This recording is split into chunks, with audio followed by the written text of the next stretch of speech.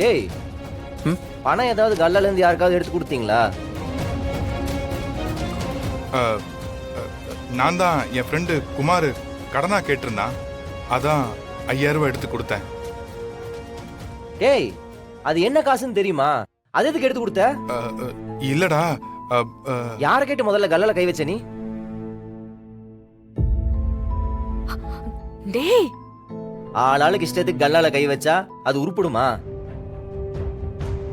டேய் மாறா, கொஞ்சம் பொறுமையாடுறா. டேய் சும்மாறா. தப்பு தான்டா. உன் கடை உன் கல்லா, நான் கை வச்சது பெரிய தப்பு தான்.